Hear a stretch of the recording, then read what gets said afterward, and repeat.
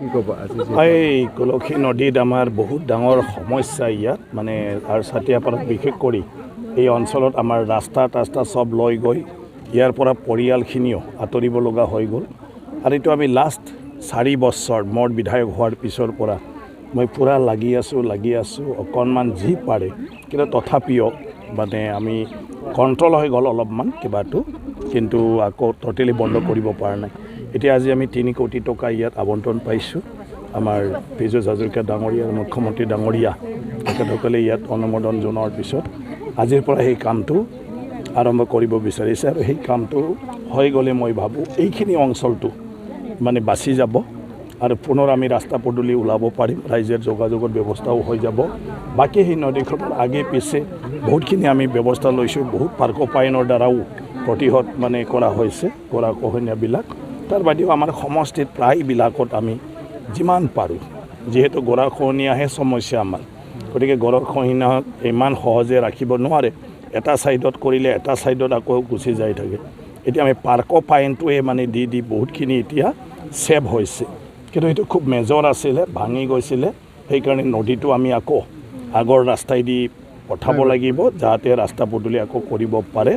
গতিকে মই ভাবোঁ সেই আঁচনিটো হোৱাৰ পিছত আমাৰ ৰাইজৰ কাৰণে অকল য'ত এফেক্ট হৈছে সেইটো নহয় ইয়াৰ ইপাৰ সিপাৰৰ মানুহখিনিৰ কাৰণেও মানে খুব উপকাৰ হ'ব ৰাইজৰ কিন্তু বহুখিনি অভিযোগ আছিলে যিহেতু মন্ত্ৰী পীযুষ হাজৰিকাই ইয়াত মানে পৰ্যবেক্ষণ কৰিছিলে এতিয়ালৈ হৈ উঠা নাই বুলি কৈছিল নাই চোৱা সেইকাৰণে চব মেজাৰটো লৈ আছে এতিয়া চাওক আপোনালোকে ইয়াত গোটেই বল্ডাৰ পাৰ্কোপাইন দেখা পাই আছে কিন্তু এতিয়া নদী হয় প্ৰকৃতি কেতিয়া কিমান মানে বৰষুণ দি কিমান ডাঙৰ বানপানী আহে সেইটো কোনেও ক'ব নোৱাৰে আৰু এতিয়া গোটেই নদী অকল এটা পইণ্টত নহয় কিন্তু চবতে চাব যে কিবা নহয় কিবা এটা প্ৰত্যেক বছৰে আমি কাম কৰি আছোঁ গতিকে ইয়াত ডাইভাৰ্চনৰ কথা আহিছে এইখিনি খণ্ডটো গতিকে ইয়াৰ কাৰণে 3 কোটি টকা অকল এইটো আপোনাৰ 100 মিটাৰ মানে দূৰত্বৰ ভিতৰতে 3 কোটি টকাৰ এতিয়া কামটো ইয়াত হ'ব বাকী পাৰ্কোপায়নৰ দ্বাৰাই আমাৰ সব মানে প্ৰতিহত কৰা হৈছে প্ৰায় যিমান গৰাখহনীয়া আগতে হৈ আছিলে এই গৰাখহনীয়াবিলাক এতিয়া ৰদ হৈ গৈছে কিন্তু আপোনাৰ সমষ্টিত বহুতখিনি সমস্যা ছাতিয়াপাৰা গাঁওখন নাই সেইকাৰণে ক'লোঁ এতিয়া সেই সমস্যাটোইতো সমাধান কৰিব লাগিব মই ক'লোঁ এতিয়া নদীটো ডাইভাৰ্ট নহ'লেকে এই ৰাস্তাখন কৰিব নোৱাৰে এই ৰাস্তাখন নহ'লে আকৌ ইয়াৰ যিটো মূল ৰাস্তাৰ কাম সেইটো আমি কৰিব নোৱাৰোঁ এতিয়া এটাৰ পিছত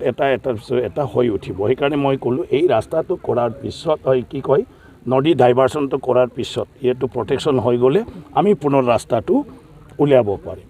তেতিয়া আমি আজিৰ যি স্কিম মানে শিলান্যাস কৰিলে কিমান টকা এটা 3 কোটি টকাৰ আজি আৰু সেই 3 কোটি টকাটো অকল ইয়াৰ যিটো ডাইভাৰ্চন হৈ গৈছে মানে ৰাস্তা ভাঙি ফালে যিটো ইয়াত 2-3টা পৰিয়ালো মানে ইয়াৰ পৰা আঁতৰিব লগা হ'ল এইখিনি নদীটো আমি পুনৰ আগৰ নিজৰ ৰাস্তাই দি পঠোৱাৰ কাৰণে আৰু যিটো ৰাস্তা পদূলি আছিলে সেইবিলাক পুনৰ যাতে নিৰ্মাণ কৰিব পাৰোঁ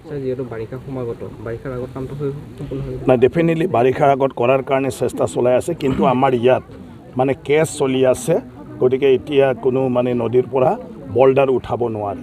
গতিকে সেই কেছৰ কাৰণে এতিয়া বল্ডাৰটো উঠাব নোৱাৰাৰ কাৰণে থাকি আছে এতিয়া আমাক ফৰেষ্টে জনাইছে যে অলৰেডি মানে স্পট ভেৰিফিকেশ্যন হৈছে কৰ্ডৰ নিৰ্দেশত গতিকে সেইটো সব হৈ যোৱাৰ পিছত এতিয়া আকৌ মানে বল্ডাৰটো মানে কেৰি কৰিব পাৰা হ'ব এইটো কৰ্ডৰ কেছ এতিয়া কেছ দিয়া গিলাও আমাৰ মানুহকেইটাও আছে কিছুমান তেনেকুৱা ধৰণৰ অভিযোগ এতিয়া কৰ্ডত কিবাটো কোনো বিভাগে অৱমাননা কৰিব নোৱাৰে গতিকে সেইটো ছেটেল হৈ গ'লে হৈ যাব আৰু স্পেচিয়েল কিবা পাৰ্মিশ্যন ল'ব পাৰে নেকি সেইটো আমি চাই লওঁ